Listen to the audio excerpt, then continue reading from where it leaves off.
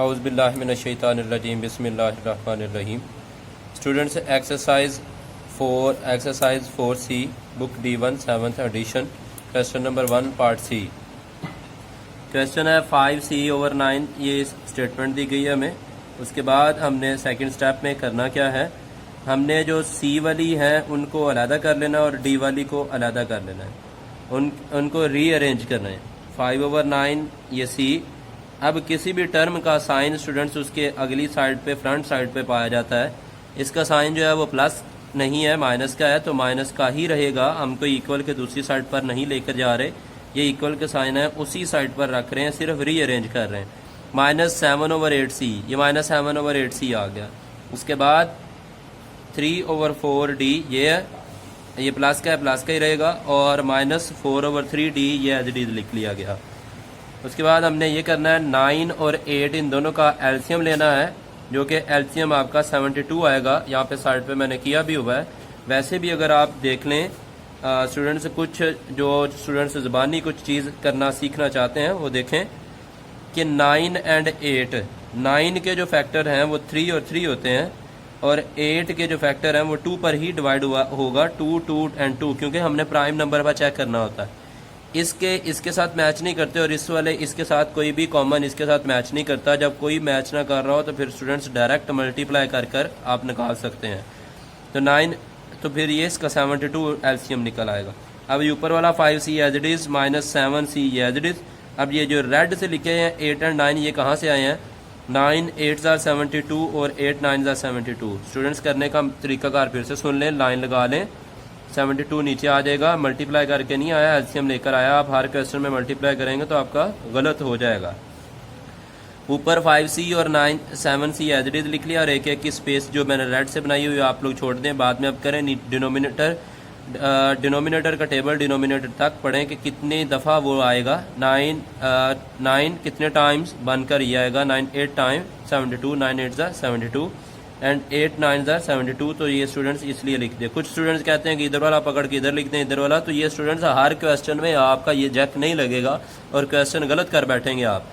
यहाँ पर 3d ये आ गया और ये 4d एज इट इज, और इन 4 और 3 को आप मल्टीप्लाई कतन ना करें, इनके आप एलसीएम निकाल कर चेक करें। अब यहाँ पे 4 के जो कॉमन फैक्टर्स हैं वो प्राइम फैक्टर्स हैं, और 3 के जो फैक्टर्स हैं वो कॉमन नहीं है, जिसकी वजह से यहाँ पर किसी क्वेश्चन में ऐसा हो जाता है कि आप मल्टीप्लाई करें तो वही आंसर आ रहा हो, लेकिन हर क्वेश्चन में ऐसा नहीं होगा। आप साइड में इनके प्राइम फैक्टर निकाल लिया करें, तो उसके बाद इसे साइडों को मल्टीप्लाई करने। 2 2 ज़ा 4, 4 3 ज़ा 12। ये नीचे लाइन लगाएं, 12 आ गया। ऊपर ये स्टूडेंट्स ये वाला है, ऊपर 3d एज इट इज और 4d ये एज इट इज आ गया। अब ये 3 और 4 ये कहाँ से आए हैं? 4 कितने टाइम? 4 3 time 12 and 3 4 time 12। उसके बाद 8 5 ज़ा 40 और c 7 को 9 से मल्टीप्लाई किया, 63c, और ओवर में 72 ये प्लस लगाया, 3 3 ज़ा 9 और d 4 4 ज़ा 16 और d ये आ गया, ओवर में ये 12 बन गया। अब इन दोनों को स्टूडेंट्स यहाँ पर हमने क्या करना है, यहाँ पर आप देखें कि 40c - 63c ओवर में 72 है। यहाँ पे अब ये प्लस वाली छोटी और माइनस वाली बड़ी है, प्लस माइनस माइनस करेंगे तो माइनस से बाकी जो बचेगी वो ग्रेटर वाली वैल्यू जो है वो बचेगी। माइनस वाला ग्रेटर था वो बच गया, और 23 वो बड़ा था। 63 ये इसे 40 से कितना बड़ा था? 23, मतलब सब्ट्रैक्ट करने से आपको 23 मिल जाएगा। प्लस माइनस माइनस करें, 63 में से 40 निकालें, आपको 23 मिलेगा। अब साइन वो आएगा जो ग्रेटर वाली वैल्यू, ग्रेटर माइनस वाली है तो माइनस का बच जाएगा, ओवर में 72 है। यहाँ पे ये प्लस है, इसे माइनस को ऊपर ही रखें क्योंकि ये प्लस माइनस करने से माइनस आ रहा है। 16 में से 9 निकालें, आपको 7 मिलेगा, और बड़े वाली जो है वो माइनस वाली वैल्यू ग्रेटर है तो माइनस का साइन रिमेनिंग आ जाएगा। अब ये प्लस माइनस करने पर ये माइनस, और ओवर में वैसे ही हमने ये -23/72 और c को साइड पे लिख दें, और यहाँ पे भी d को 7/12 और d को साइड पे कर दें। इस तरीके से स्टूडेंट्स ये क्वेश्चन आप लोगों का सॉल्व हो जाएगा, कहीं भी इसमें प्रॉब्लम नहीं आएगी आप लोगों को। मैं अगला क्वेश्चन करवा रहा हूँ। नेक्स्ट देखें स्टूडेंट्स, यहाँ पे डी पार्ट जो है 2f - 5/3। इसी तरीके से f वालों का हमने पहले रीअरेंज किया, ये f वाले आ गए, फिर h वालों को रीअरेंज किया, ये और ये वाला h वाला आ गया। किसी भी टर्म का साइन चेंज ना करें आप। ये k वाले और फिर k वालों को रीअरेंज किया। 2 और इसके नीचे कुछ नहीं होता, 1 होता है, तो मैंने रेड से खुद लगा लिया 1। 2 और 1 का एलसीएम लें तो वो 2 ही आएगा। 3 और 4 इसमें कुछ भी कॉमन नहीं है, तो इस वजह से ये 12 ही आ जाएगा। 4 और 5 इन दोनों में भी कुछ चीज़ कॉमन नहीं है, तो मल्टीप्लाई करने से भी 12 आ रहा है, 20 तो 20 लिख दिया जाएगा। अब लाइन लगाएं, ऊपर वाला number as it is 1f लिख दिया, यहाँ पे -5h लिख दिया, 5h लिख दिया, 9k लिख दिया, -28k लिख दिया। और ये जो है ये एक एक पहले भी आप ऊपर बता के आए कि ये कैसे लिखे जाते हैं। 1 कितने टाइम 2, 1 2 ज़ा 2 और 2 1 ज़ा 2, नीचे वाले का टेबल नीचे वाले तक पढ़ना होता है। और यहाँ पे भी 3 4 ज़ा 12 एंड 4 3 ज़ा 12, 4 5 ज़ा 20 एंड 5 4 ज़ा 20।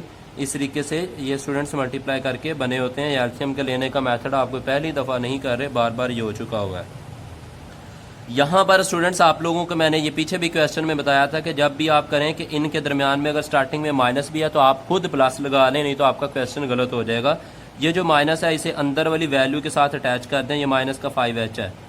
फिर से सुन लें, ये जो माइनस है आप स्टार्ट में ना लिखें। अगर स्टार्ट पे माइनस लिख दिया तो आप लोगों का क्वेश्चन गलत हो जाएगा। माइनस की वजह से अंदर वाली सारी वैल्यूज़ का साइन चेंज हो जाता है, लेकिन आपने साइन चेंज नहीं करना तो फिर आपका क्वेश्चन गलत हो जाना। इस वजह से आप बाहर खुद प्लस लगाएं और अंदर वाली वैल्यूज़ का साइन चेंज फिर नहीं करना पड़ेगा। ये माइनस का जो है माइनस का 5h ये अंदर वाली वैल्यू के साथ अटैच कर दें, जिसकी वजह से क्वेश्चन पर कोई फ़र्क नहीं पड़ेगा।